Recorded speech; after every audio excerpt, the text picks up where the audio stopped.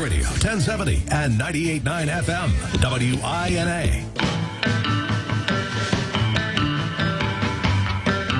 Good morning. Thanks for listening to the weekend edition of WINA Morning News on News Radio 1070 WINA and 98.9 FM. I'm Wendy Edwards.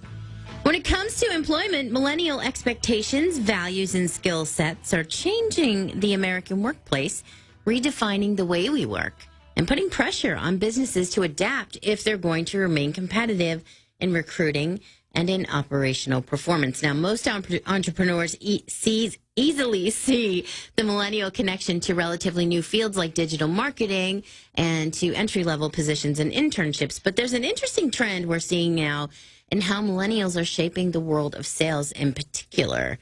For starters, millennials represent a growing percentage of the workforce. By 2020, it's estimated they'll represent 46% of professionals in the United States. So it's important to understand their perspectives and behaviors, but I think it's also important for them to understand traditional expectations and behaviors and see if they can adapt to, I guess, old school values as well. Jerry Acuff is here. He's a sales and leadership expert. We have him on the line with us this morning to talk about what we can throw out as far as communications when we're trying to get a new job just fresh out of grad school and what we really need to keep. Good morning, Jerry.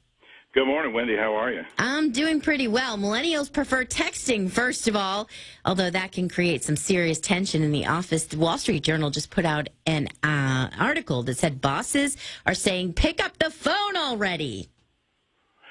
Yeah, I mean, they look at communication way differently than baby boomers do. Of course, I'm a baby boomer, and I have a child that's a millennial, and I mentor 4 college basketball coaches with all millennials on their teams, and I have a bunch of millennials that work in my company, and literally they'll sit in a room together and text each other rather than talk. They just look at communication differently, and part of the challenge, I think, is for the baby boomers that lead them to understand that they communicate differently. I always ask, whoever I'm interacting with, what's the best way to communicate with you? I mean, if I really need to reach you, how would I do it? And what I find is that, if it's a millennial, it's often a text or an email. If it's a boomer, it's a phone call, or maybe it's an email.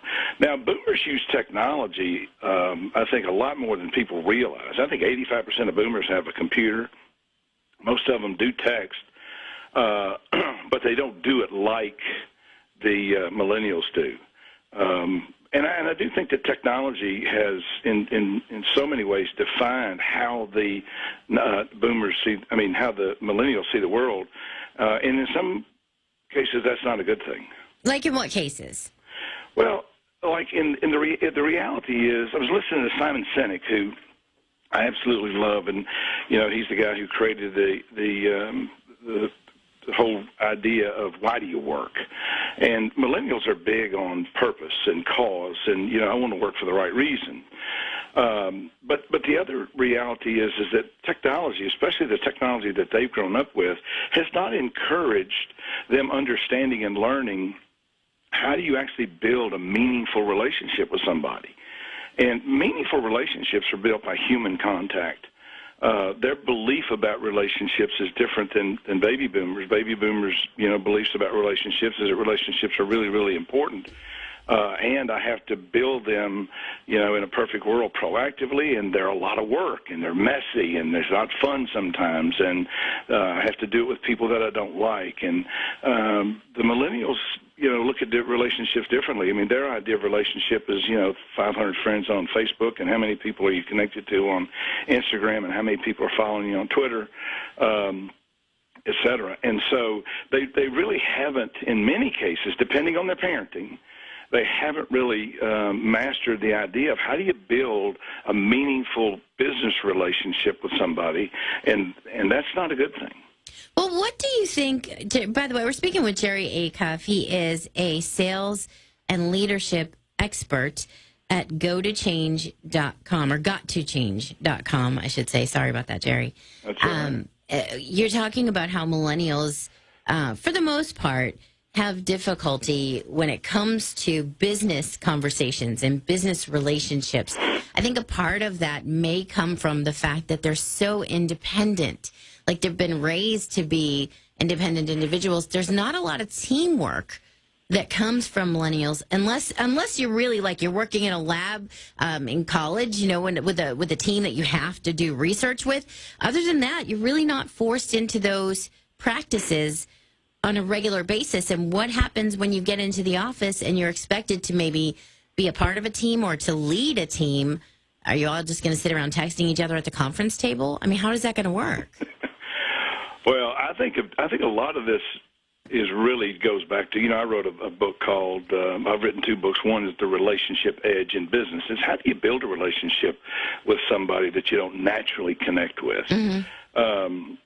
And I'm a big believer that, you know, success in leadership, whether I'm a millennial, and by the way, this is happening a lot, millennials managing boomers. Oh, absolutely. And boomers, you know, managing millennials. And so to me, the way you deal with that is that you understand that, you know, to sell Jane Brown what Jane Brown buys, you have to see the world through Jane Brown's eyes. And so the biggest thing you have to do is think like a customer. You know, I wrote a book called Stop Acting Like a Seller, Start Thinking Like a Buyer. And my whole thing is you have to see the world through the other person's eyes. Mm-hmm. You know, when I mentor these college basketball coaches, and some of them are really, really successful. All of them are, actually. One of the things I tell them is I said, look, you need 2 mentors in your life, okay? And what I've learned recently is you probably need 3. You know, one is you need a mentor that's, if you're a coach and you're over 45, you need a millennial as a mentor. And you need to find a millennial that you have a lot of respect for that'll teach you the things about that generation that you really don't understand. Well, what are some of the questions you should even ask as a boomer looking to work with a millennial in a relationship? I think part of the problem, Jerry, is it's all well and good to say, oh, well, teach me your generation. But at that point, I think both personalities kind of stop and you go, I don't know, what do you need to know about us? I don't know, what do you know about you? You know, it's like, well, so it would help to know, like, what kind of questions should you be asking or what kind of observations should you be trying to make in order to bridge that gap? Well, I think the observations that you have to make, I mean, I came to this, you know, sort of by chance. And, I mean, I have millennials who work for me, and I have one of the ones that I mentors me is 32 years old, and you know I worked with her for about 6 months. And after 6 months, I said to myself, "Wow, this is one of the most impressive young people I've ever met." Now, she has all the millennial traits, you know, that you would expect. Wants work-life balance, wants meaning, wants flexibility with work, all of those things. But a phenomenal performer with brilliant insight. And so I said to myself, okay, here's somebody I can learn from. So I think before you start asking questions of them, the first question you have to ask of yourself, and I think this is true whether you're a millennial or a baby boomer looking for a mentor, is who can I learn from?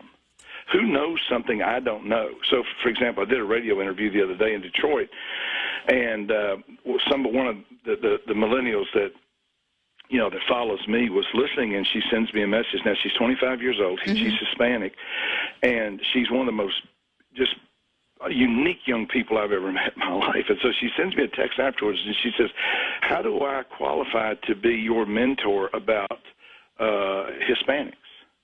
And I thought to myself, golly, I never even thought I called her. And I said, Shalia, I said, that's a brilliant idea. And I said, I know the Hispanics are a huge part of our population, a huge part of our future, and what I know about them, is probably suboptimal. So I probably need another mentor, mm-hmm. that's a millennial that's also a Hispanic. So the first question you have to ask yourself is, who can I learn from? And I don't think you can just answer that question by meeting a millennial and, having dinner with them and say, okay, teach me something. I think you have to have a relationship with them first where they would actually want to impart some of their learning, and they have to believe that your intent, your desire to learn from them is genuine. And so I think that's the first thing, is you have to have a relationship with them. You have to have tried to build a relationship with them. Now, it's natural when you're working with them. And here's the thing I found about millennials. They're not a lot different in many ways from any other generation. There's some of them that are lazy. There's a lot of boomers that are lazy. There's some of them that are hardworking like crazy. There's some of them who value work differently. You know, you just have to get to know them as individuals. I mean, one of the problems that we have with so many things in society is we lump everybody is a into judgment. a category. Yes, there's this judgment that sort of looms over the head. I mean, the baby boomers get judged as well as the millennials. Either way, it's like you either look like a stick in the mud who doesn't know anything about today's society, or you look like somebody who doesn't honestly doesn't give a damn about anything but themselves. So it's right, like, and that's not true of either generation. No. It was not true of anybody. I mean, this is one of the things I think the most understood, that's lousy English, and I got to do English. Misunderstood. I won't tell you what college I got it from. It's all good. We got to wrap it though. So, but my point is, all of us are different, and what we all need more of is understanding. Try and understand the other person. The other person is different from you and I for one reason.